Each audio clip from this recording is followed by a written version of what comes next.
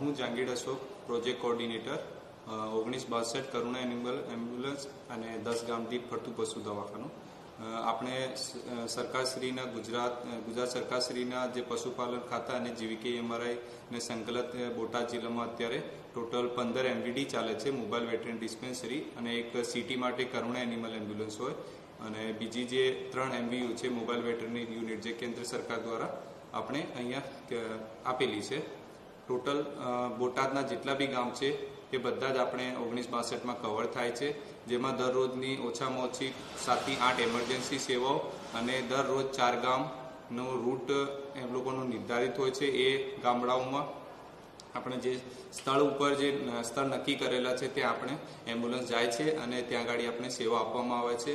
આપણે આ સેવાને અંતર્ગત આપણે જેટલી બી એમરજન્સી કેસીસમાં કમોડીના ઓપરેશન્સ કરવામાં આવે છે, ડિલિવરી આપણે પશુઓની ડિલિવરીમાં કંઈક અવરોધ થયેલો તો એવા સમયમાં બી ઓપરેશન કરીને ડિલિવરી કરવામાં આવે છે.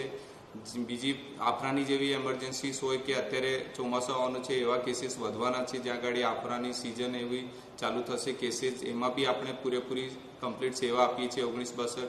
અને મારી એક દરખાસ્ત છે કે બધા જ પશુપાલક મિત્રો આ સેવાનું પૂરેપૂરું લાભ લે અને તમારા ગામમાં જે સમય અને વાર નક્કી કરેલો છે એ તમે 1962 ઉપર એની માહિતી લઈને ત્યાં ગાડી પણ તમારે પશુઓની સેવા કરાવી શકો છો. માનનીય પશુપાલન નિયામક શ્રી, કલેક્ટર મેડમ બોટાદ અને ડીડીઓ શ્રી બોટાદના સતત માર્ગદર્શન હેઠળ બોટાદ જિલ્લામાં પશુપાલન વિભાગ દ્વારા પશુપાલકના હિતમાં સતત સારી કામગીરી થઈ રહી છે.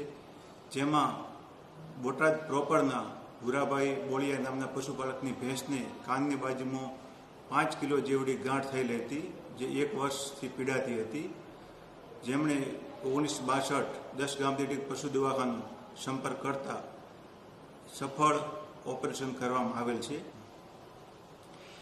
હું ડૉક્ટર આરજી માળી, નાયબ પશુપાલન નિયામક, જિલ્લા પંચાયત બોટાદ.